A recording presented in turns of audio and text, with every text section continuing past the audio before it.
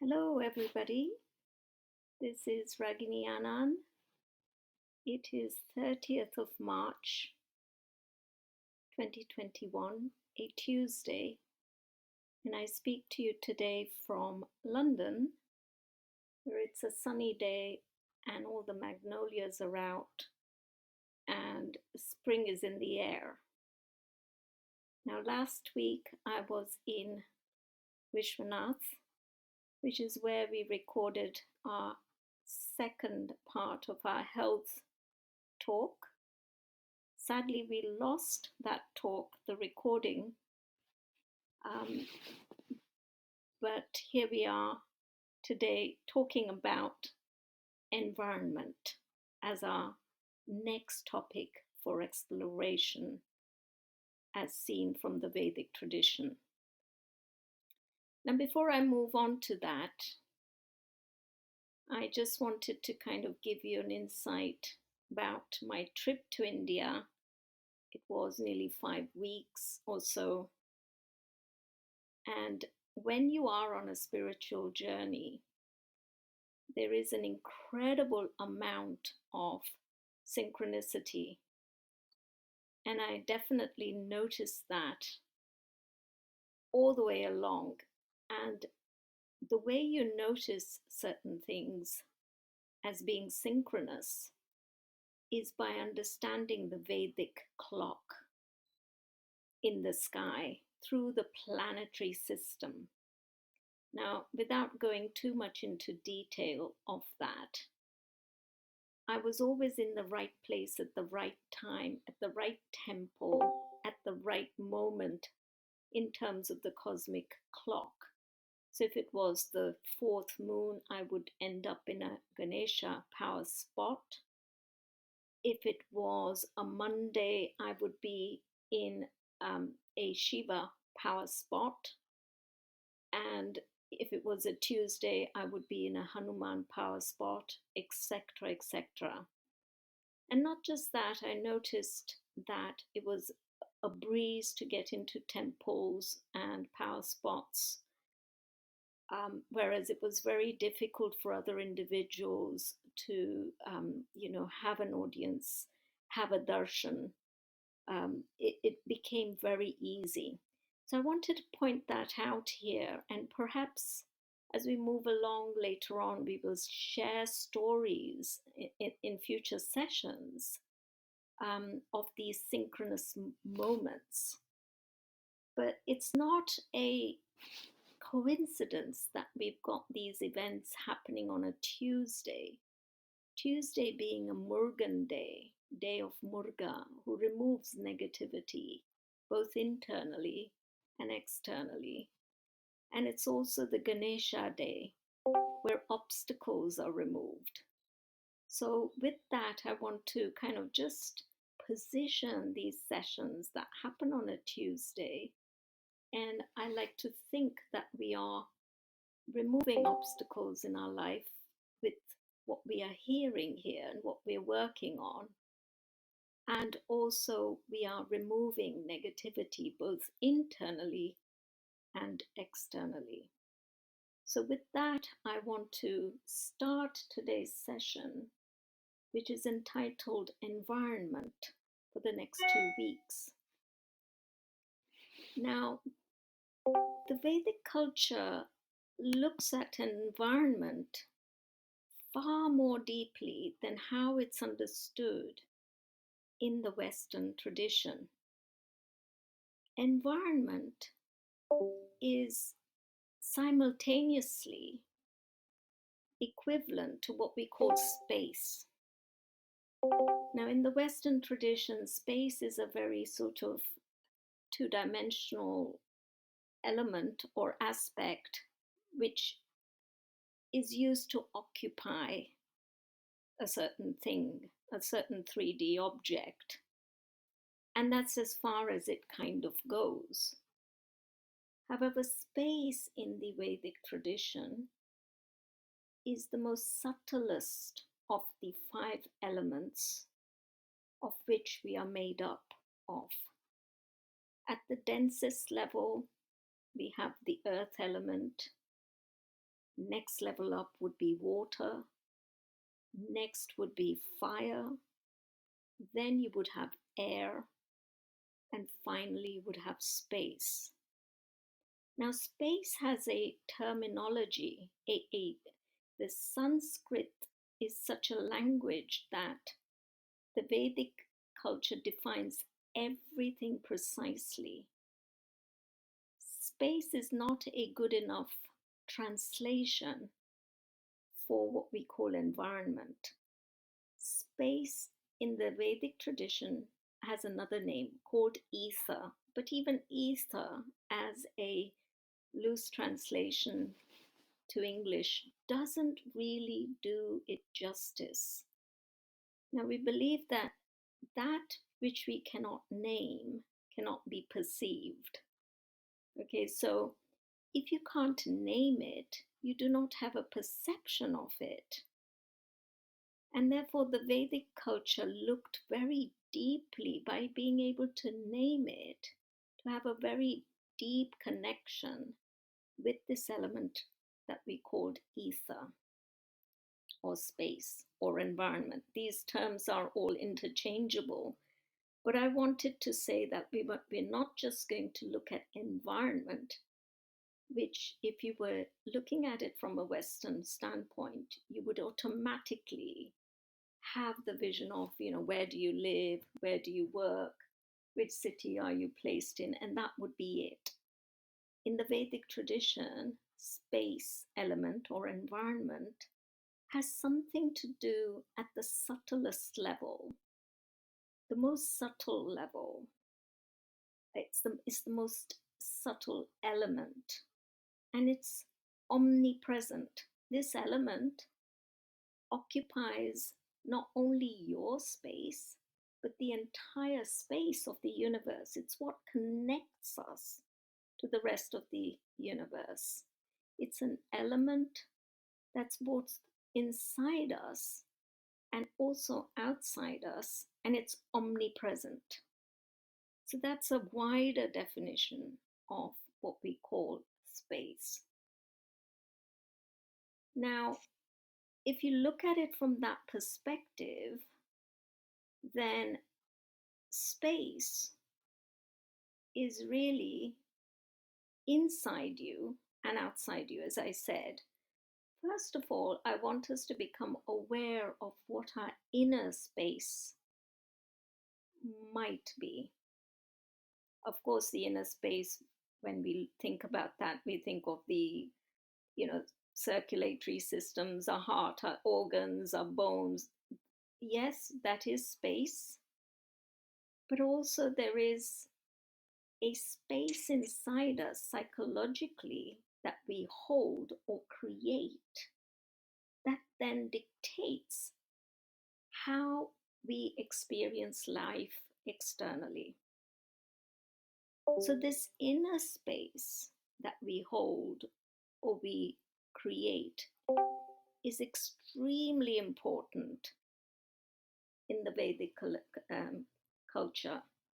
And that space that we create and hold inside begins to reflect in the environment outside.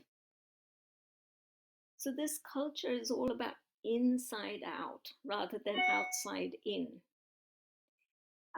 It's all about the subjective, then that creates the material, not the other way around.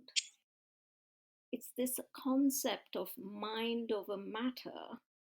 A mind is a very loosely defined element because really we should say consciousness over matter. And that's what we're really here to explore today. So I've taken the definition of environment far wider, unlimited it, and we're going to explore how our inner space then reflects the outer space that we find ourselves in. So now let's look at it a little further. The way my guru defines space was really quite incredible. My guru being Sri Nityananda Paramashivam, he defines space very, very clearly. He says that the gaps between two thoughts becomes our inner space, and the gaps between a big bang and a black hole defines the external space. Now, to me, that was an incredible click, incredible deep explanation of what space element really is. And you can dwell on that definition deeper and deeper to get a finer and finer understanding of this element. Now, the inner space allows us to perceive things. Okay, so the space we carry. I think there's somebody who's unmuted. Would you please mind muting yourselves? I think it is me86 or me6.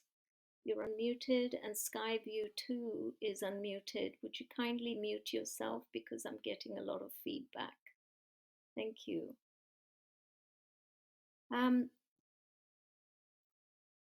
So the inner space allows perception to happen, and the outer space allows everything else to happen.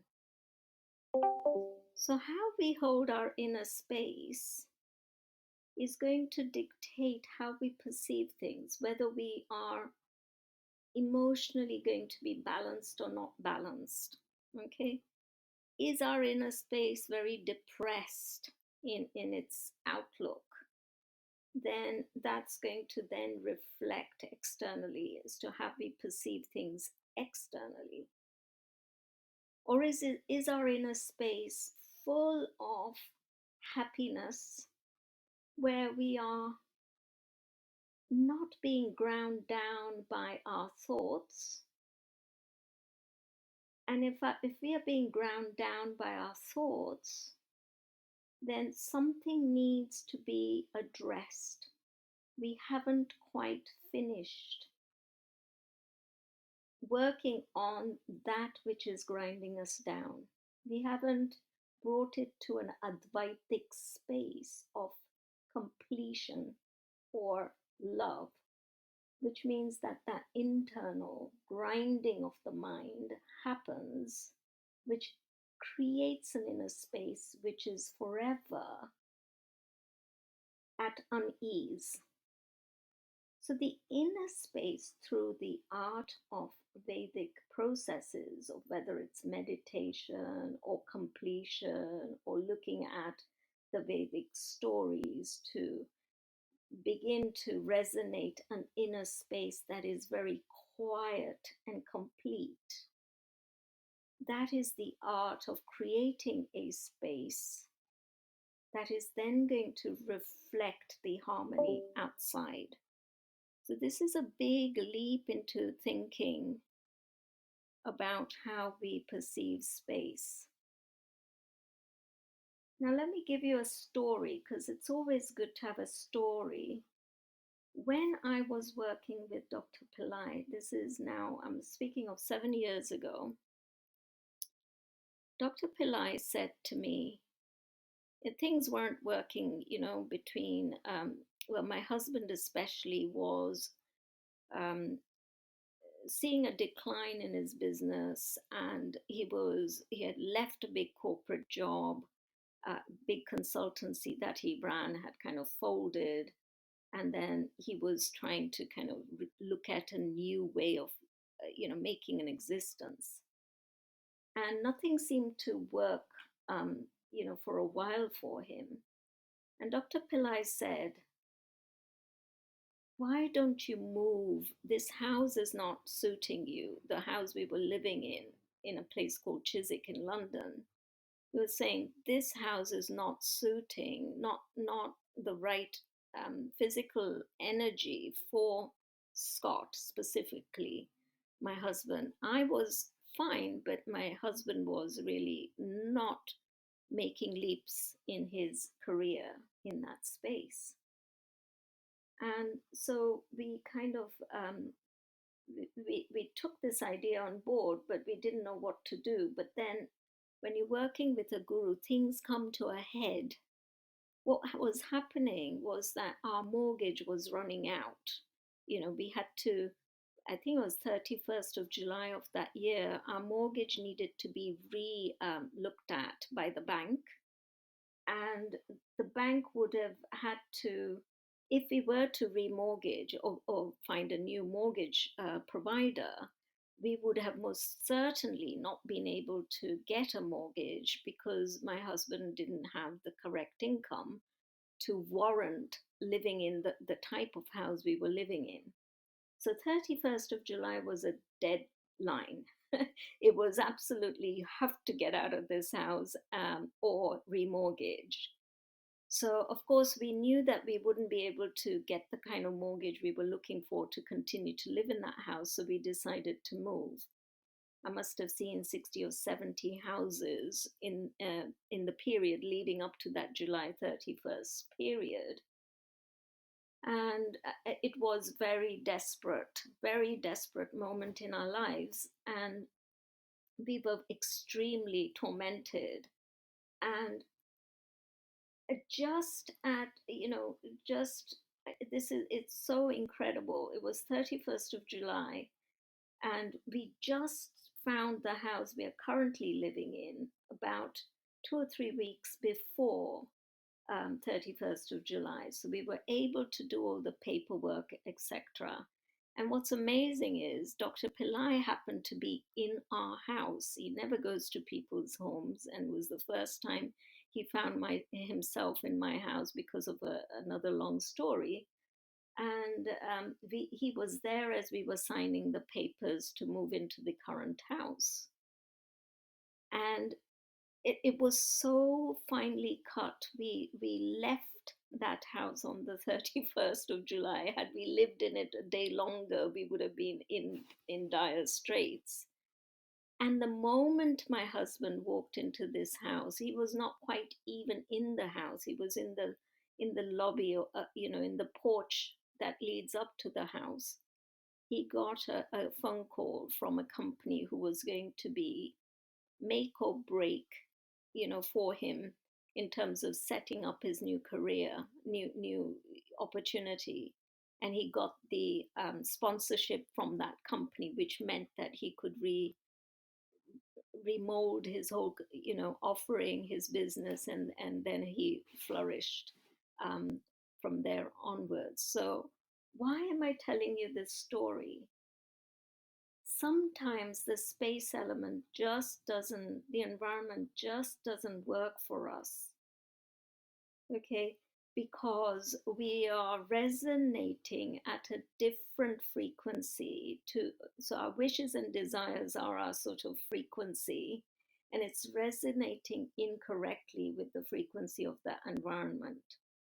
And sometimes just a simple thing as moving out of that environment causes an incredible shift in everything that you do.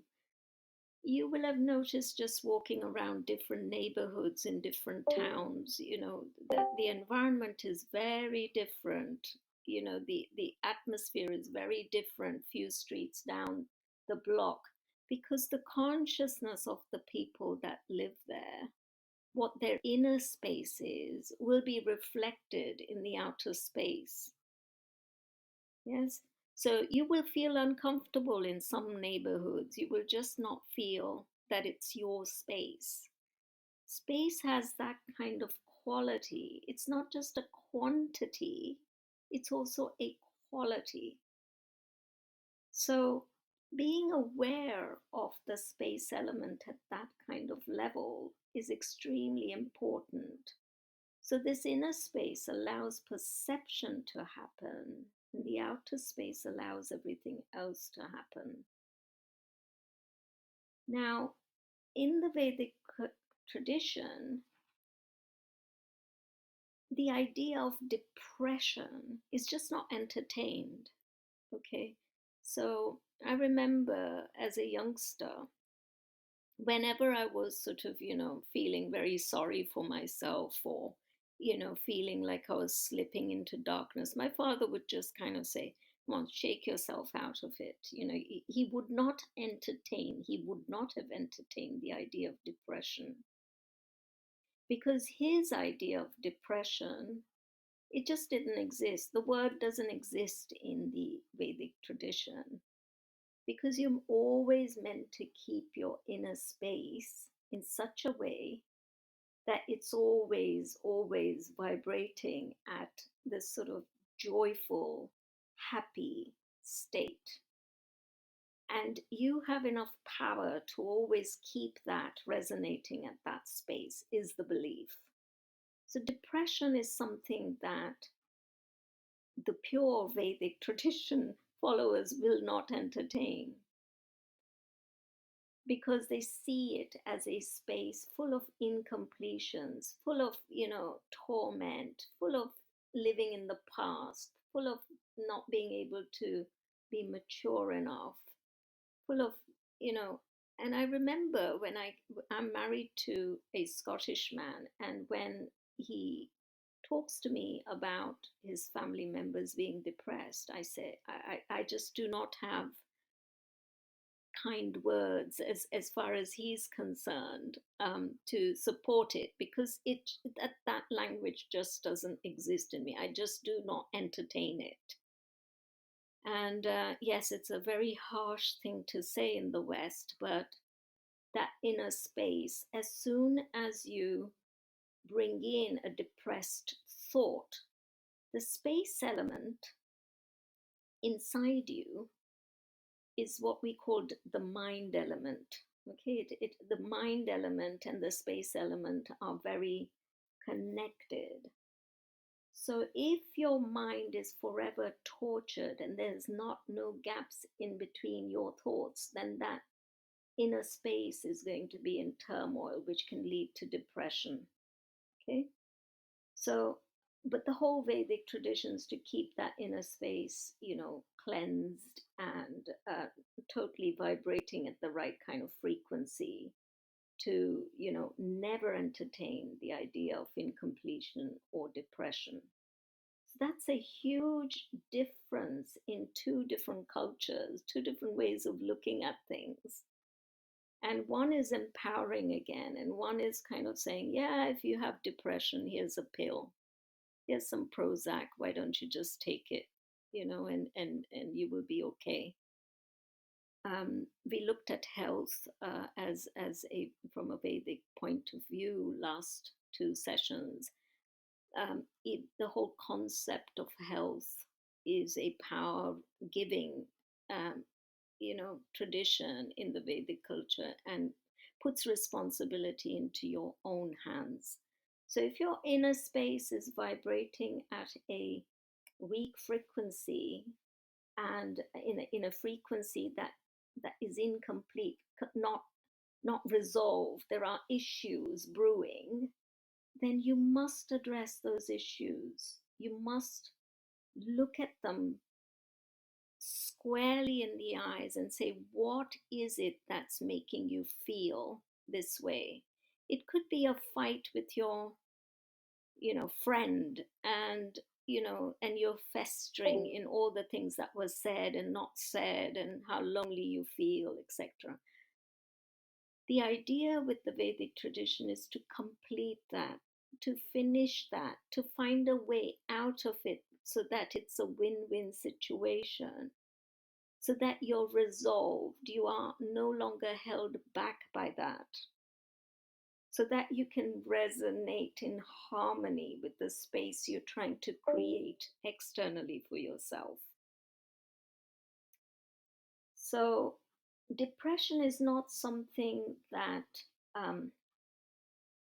kind of exists in this tradition, at least in the old ways of, if you looked at my uh, grandparents' times, the idea of depression just didn't exist. It's now in this generation creeping in, because we've taken on board all these negative ideas of ways of being, and we are kind of emulating things that are not really supporting us in the best way. Now, also in the Vedic tradition, there are certain automatic cognitions that you need to hold, powerful thinking that is going to create your inner space in such a way that you can then create the outward space. And they talk about three powerful ways to create that inner space.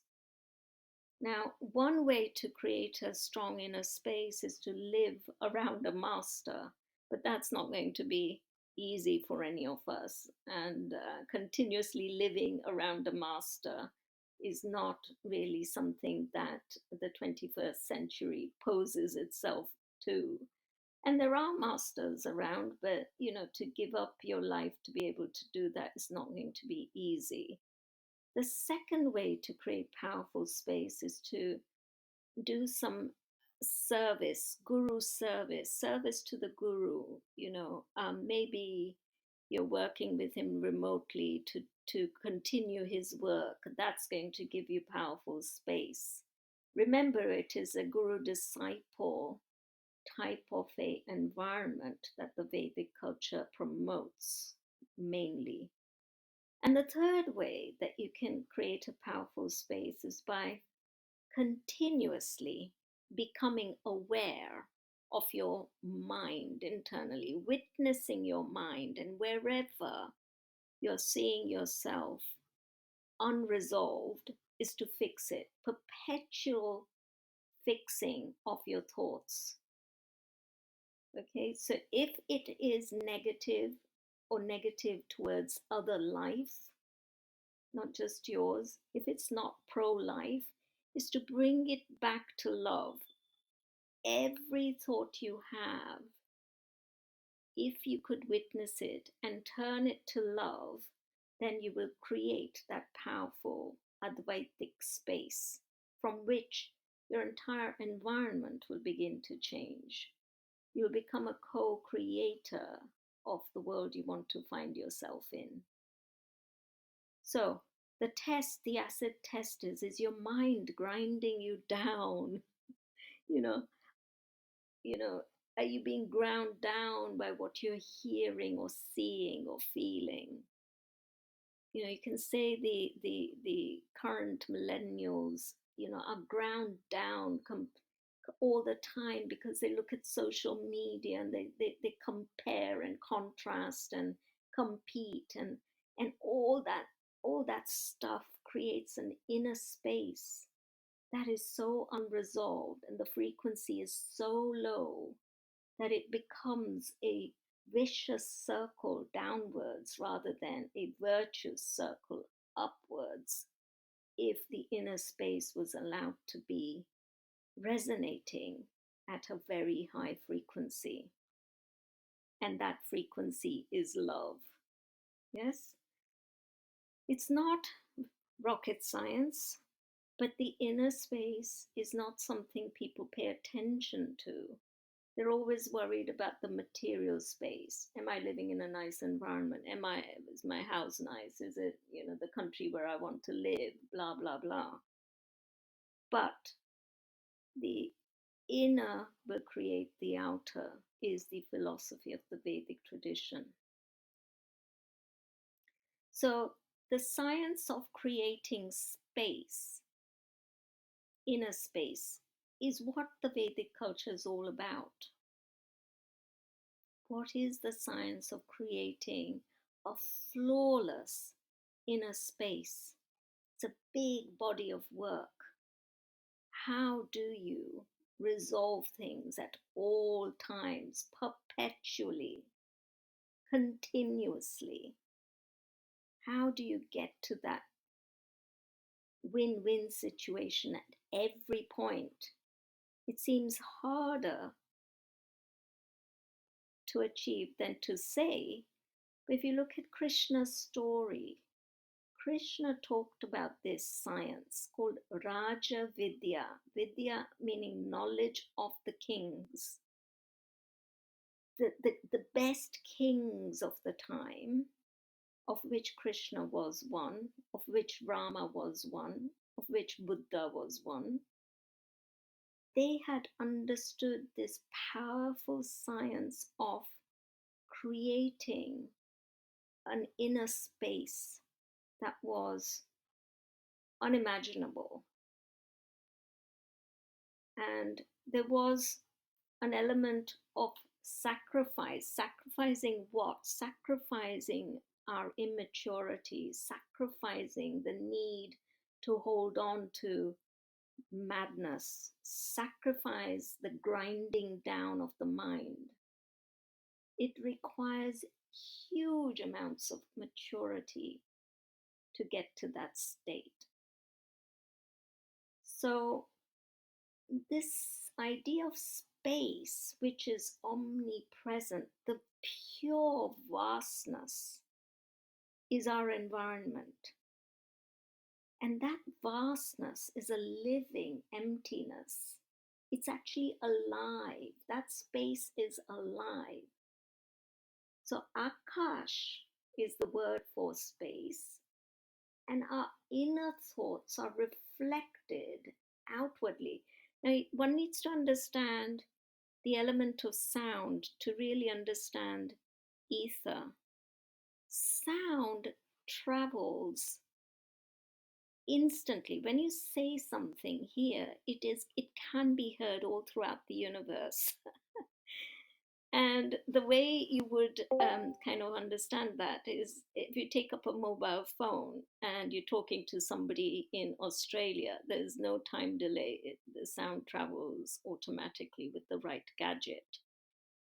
This quality of ether, the omnipresent quality, whatever you're saying to yourself can be heard by the universe everywhere, and that's recorded in what we call the Akashic records. That's how karma is wielded out. Even thoughts can be karmic. So be very clear that harboring bad thoughts, bad images inside you is not going to help you. You think that it cannot be heard and it's private to you, but it's an all seeing, all hearing universe. And that all seeing, all hearing is being done by the ether quality of space. It's magic, really. We ring a bell when we go to a temple. Why? Because we want to announce ourselves to the universe, the gods that have their own lokas up above, that here I am. I'm trying to commune with you. Yes? So space is something that in the Eastern tradition, it's all about space in many ways. And the science of creating this space is what the Vedic culture is all about in reality. So now let's look at what happens. If you look at the traditional neuro-linguistic programming, which is the coaching technology used in the West, NLP, some of you may know of it. Space in that tradition too is very much seen as environment, just the physical environment. But when I'm doing my coaching with my clients, I like to look at the NLP pyramid as both having an inner space and an outer space. What do I mean by this? Let's just unpack it. So if you were to draw a triangle with 5 kind of steps, the most basic step at the bottom of the pyramid is what we call environment, your space, both your inner and your outer space. The next rung up, depending on that environment or space, the next rung up is what we call capabilities. So your capabilities will be directly linked to the inner and outer environment that you find yourself in. So capabilities, what the sorts of things you can do, the sorts of things that you would be excluded from doing. Next rung up is your behavior. Both your inner and outer behavior will be reflected upon what environment you have, what capabilities you have, and then you will behave in a certain way. Next rung up is your values and beliefs. So, depending on how you behave, that is how you will perceive your values and your beliefs. And then the next rung up will be your identity, how you perceive yourself. Now, that pyramid is the pyramid that all NLP practitioners use all the time. And it's a very good summary of all aspects of life. But the bottom of it is your space, your environment. That is what's everything else is resting on. Meaning it's probably the most important element of your life. And so you change your inner and outer space, you will change your capabilities. You change your capabilities, you will change your behavior. You change your behavior, you will change your beliefs and your values. And you can therefore have any identity you choose to have. So if you want to emulate, let's say for a minute, you want to have the identity of the sun. Okay, you want to be all giving, forever present, forever radiating, forever being light. Let's say that's your identity. Then your beliefs would have to change, wouldn't they? In order to be the sun, your values would have to change. Your values would be, I'm going to give irrespective of who I'm giving to. Your behaviors would change if you want to be the sun. You cannot have an off day. You cannot say, I'm tired, I'm feeling lazy, I'm going to go to sleep. Your capabilities change if you're the sun. You are forever radiating goodness. And your environment, your inner space and your outer space is completely different. So this pyramid has very importantly has the space element at the bottom of it, telling us that it's where we need to do most of our work. Our work has to start with the inner space clearance. Now, I've said, I'm sure a lot of you came here to hear about your physical environment, and you found me going on about your internal environment, and all this sort of highfalutin ideas. But your own environment, okay, your own physical environment needs to be kept clean, needs to be kept in order, needs to reflect a conscious way of living. Now, the book that I came across recently was probably the nicest book I've read. Very easy book called Sparking Joy. And it's all about how do you keep your external environment in such a way that your inner space is not feeling turmoil. Okay, so if you have a very untidy cupboard, you're not going to be at peace. It's always going to be biting, grinding. I've got to clean that cupboard, I've got to clean that cupboard, I've got too much stuff. So if you want to fix your physical environment, I suggest you look at the book called Sparking Joy. I think it's by a Japanese writer, I forget, Marie Kondo is her name. She really helps you organize your clutter outside so that your inner clutter begins to dissipate. So, if you are interested in your external environment, then I suggest that you look at that book and really it's a step by step guide as to how you fix your environment so that it reflects some order, some feng shui, or in the Vedic tradition, we have Vastu Shastra, which is how do you organize your inner space, your living space, so that it always reflects the right energy that your inner space, therefore, then begins to emulate. But Vastu is also, so deep that it tells you where your kitchen should be, which way should it face, west facing or north facing, how you should sleep. You should never sleep with your head pointing north, because remember, we are mainly made of iron. Our blood is iron, and if you are in polar, the north and the south pole, if you are repelling, then that will have a force inside you that will create a physiology inside you. So all of that science is given in the Vastu Shastra, which is part of the Vedic culture. And in the Chinese tradition, similarly, it should be feng shui.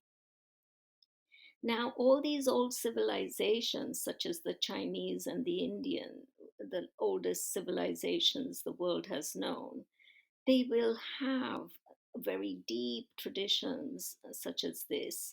And it's all seeing a revival, because people are just tired of, everything falling apart in our ways of thinking in this very young civilization we find ourselves in. And they're moving towards a renaissance of these old traditions. And, people are setting up all sorts of consultancies. Even here in London, you can find a Vastu Sastra consultant or a Feng Shui consultant to help guide you with how you should set up your inner space, your environment where you find yourself living in. So that's all I have to say about the environment. And then let's look at what is the main temple in India, the power spot that is geared or that celebrates the ether element, the space element. In the south of India, in Tamil Nadu, there is a temple called Chidambaram. Most people know it as the Nataraja temple. Nataraja meaning the Shiva, the form of Shiva that dances. The dance, the Tandava dance of Shiva brings the entire universe into existence. Because remember, space is created by sound, or is not created, but its quality is being able to hold sound. Okay, so Chidambaram is that power spot. I've been there many times, and there is an incredible, incredible power spot, whereby the 52, I think, characters of Sanskrit are held behind, because Sanskrit contains all the sounds that can be made by a human physiology.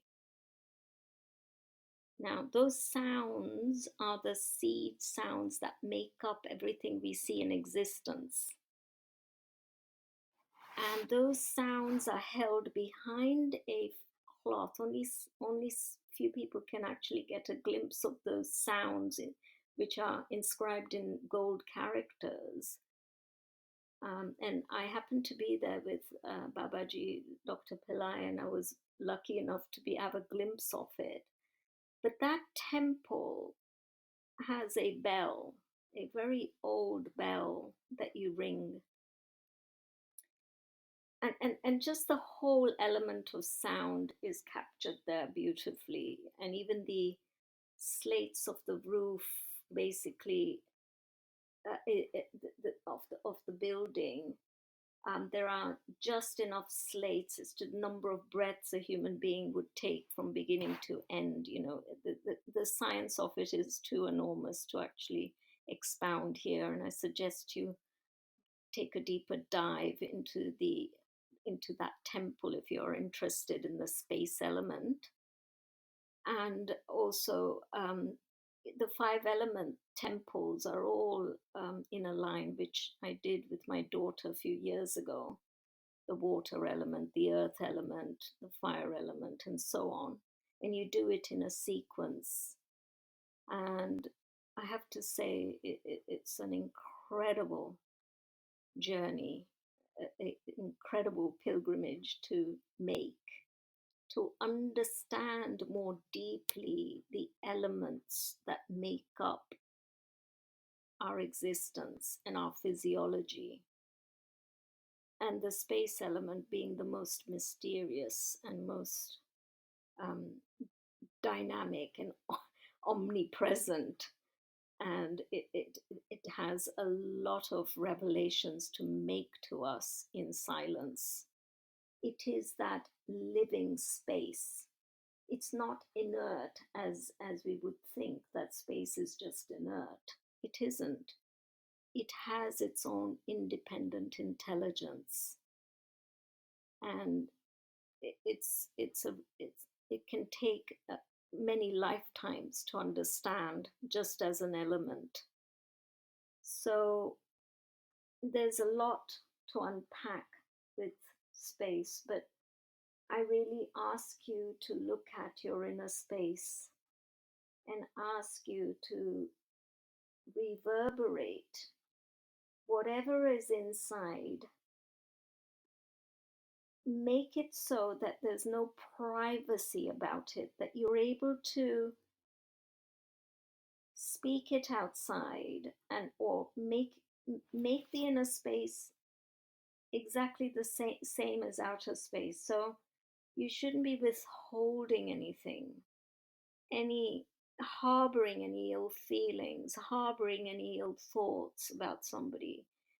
Finding a way to make that inner and outer complete, so that there's nothing that grinds you down, nothing that keeps you awake at night, keeps your inner space muddy, like a pond that is reflecting the moon, the full moon. If it is really tranquil, then the moon will be reflected in that pond beautifully. And there will be no difference between the moon you can see in the sky and the moon you can see in the pond. Now, if your mind is like that, you need it to be so quiet that what we call consciousness, which is outside, can be reflected in us purely, without a ripple. So our inner space is pure, ready for consciousness to reflect itself within us purely. There is no ruffling. As soon as you have thoughts which are, which arise from incompletion, then that mind is going to be disturbed, like the pond. You throw a rock in it, it's going to be disturbed, and you're not going to see clearly. It's the same thing with the mind. You will not see clearly if your inner space is disturbed.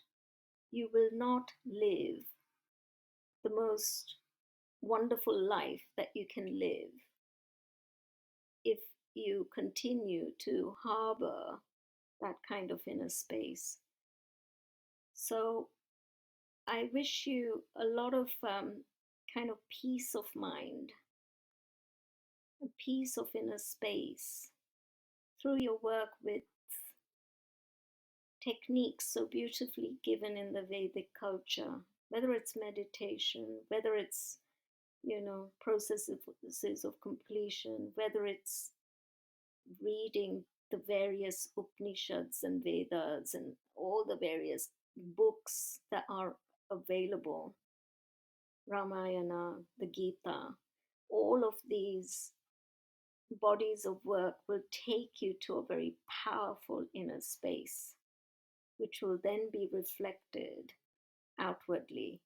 It's no coincidence that the followers of Indian tradition, Vedic tradition, are the biggest contributors around the world, the most successful, the most able to contribute, continue to contribute, and very rarely do they fall in the trap of depression. And, if you were to study a body of people and compare, then people coming from this tradition will completely outnumber all the good qualities, that a human being can aspire to.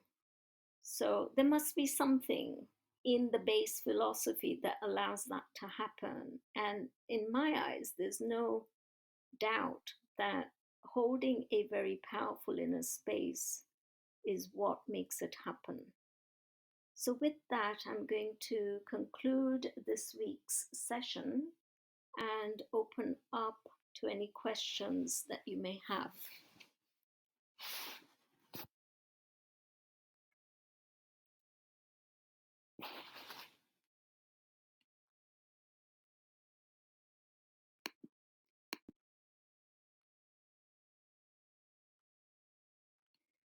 So I don't know where I'm looking, but I always have am I going up or down? I'm never too sure in the post a questions section.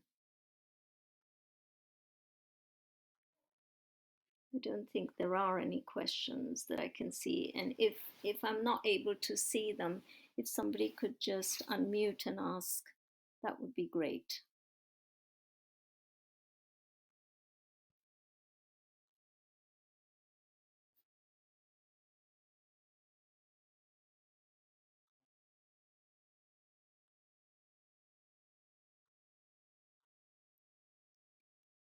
I believe there's no questions today. I think I find myself. So there's actually a question.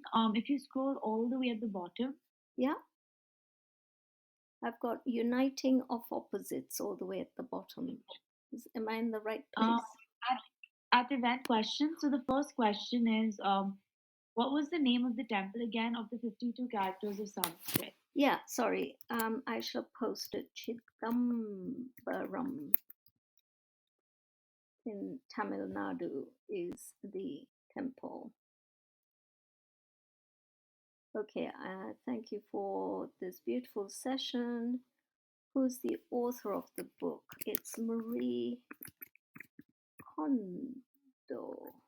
It's a Japanese, and I think it's called Sparking Joy. It was very funny when I read that book, and one of the things she says is put everything that belongs to you in the middle of the floor. So my wardrobe, you can imagine a woman's wardrobe, everything on the floor. And you meant to say, does this spark joy or not? You have to be very sincere with your question and what comes back. If it's no, you put it in the dump pile. If it is yes, you keep.